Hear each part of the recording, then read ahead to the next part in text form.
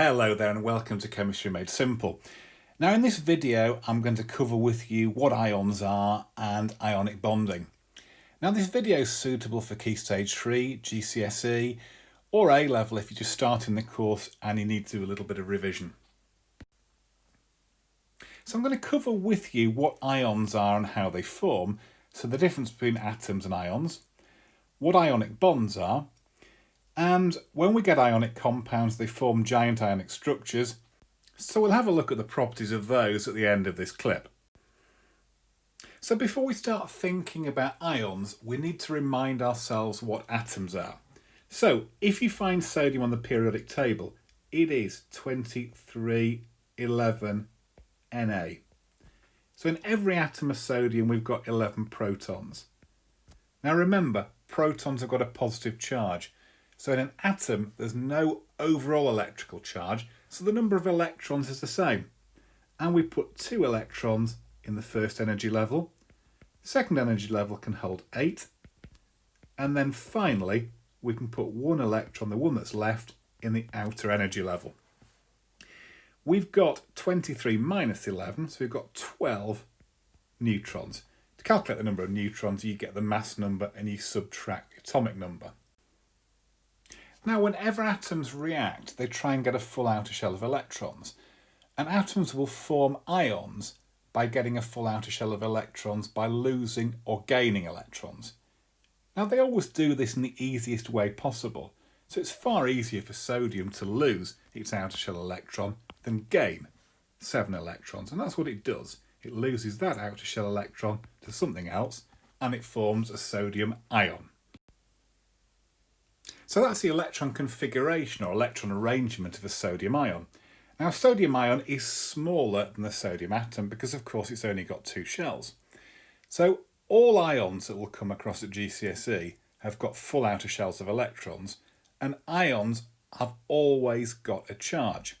Now remember, in our nucleus we've got 11 protons and 12 neutrons.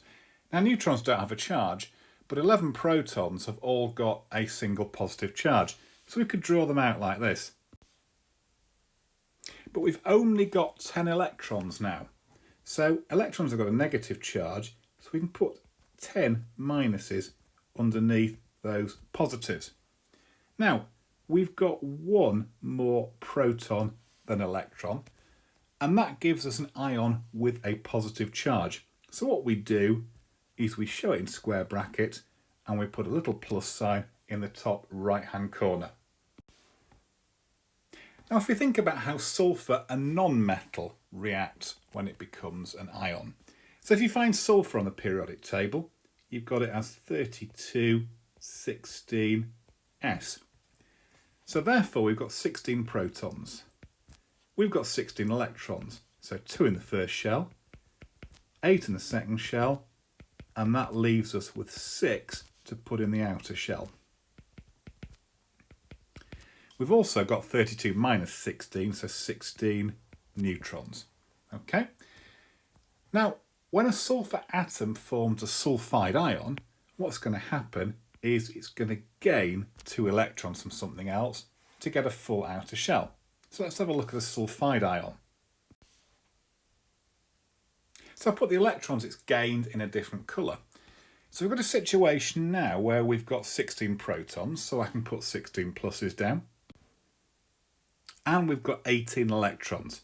So let's add those. So in this ion we've got 2 more electrons than protons here. So therefore a sulfide ion has got a 2 minus charge. Now non-metals change their name when they become ions. So oxygen atoms become oxide ions, sulfur atoms become sulfide ions. So let's have a look at how metals react with non-metals. Now metals usually have very few electrons in their outer shell, 1, 2 or sometimes 3. Non-metals have got nearly full outer shells. So what I'm going to do, I'll do the electron configuration for sodium. So with 11 electrons, sodium is 2, 8 and 1. Let me put the 17 electrons into chlorine. So what happens when sodium reacts with chlorine? is this electron here in the outer shell of sodium is transferred to chlorine, forming sodium ions and chloride ions.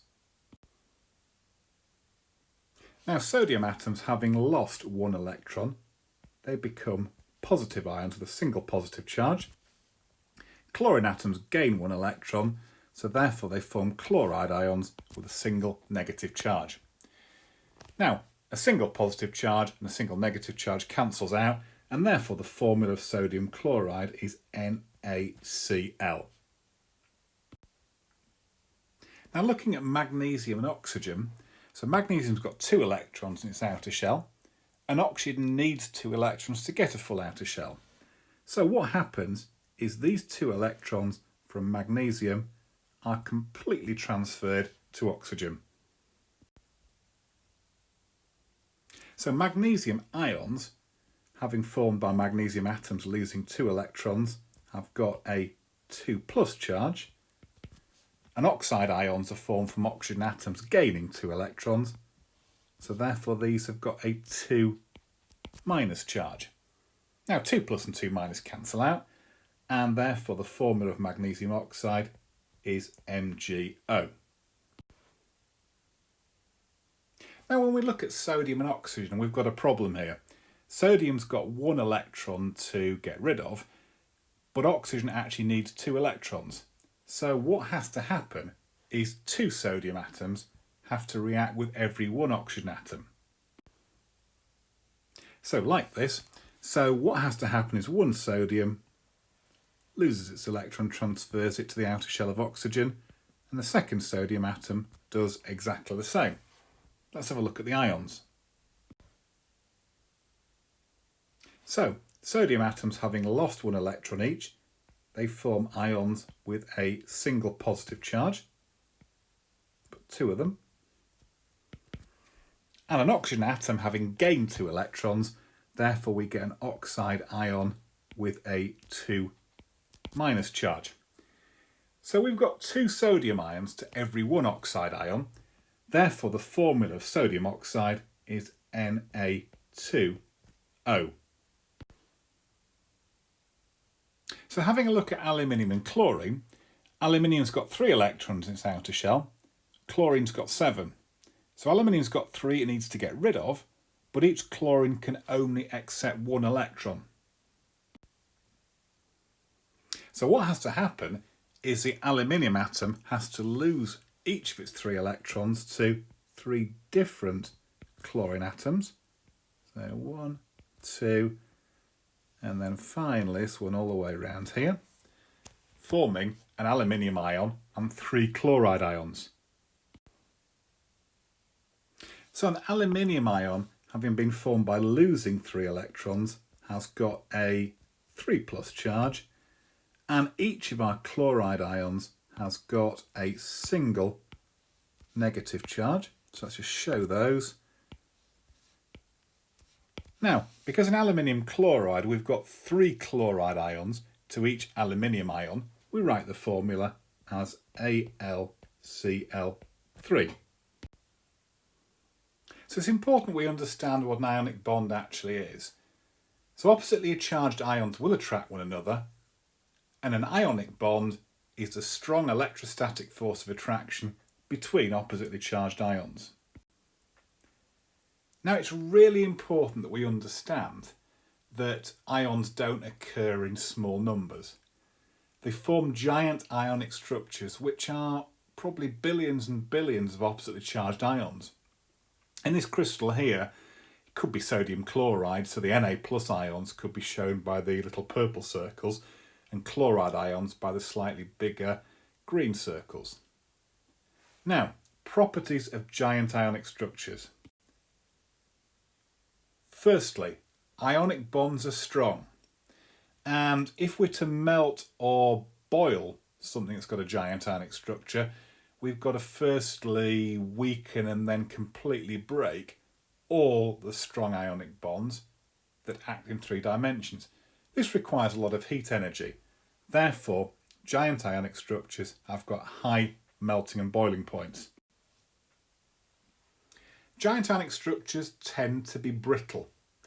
The reason for that is if you put a force onto the crystal, what could happen is the ions that all have the same charge could line up together, they'll repel one another, and the thing will snap. Giant ionic structures tend to dissolve in water, most of them do, but they won't dissolve in organic solvents like hexane or something like that. Now, giant ionic structures won't conduct electricity when they're solid. Now, the reason for that is that all the ions are held together by strong ionic bonds, and the ions can't move. In a solid, they can only vibrate around a fixed position. So the ions don't have freedom of movement.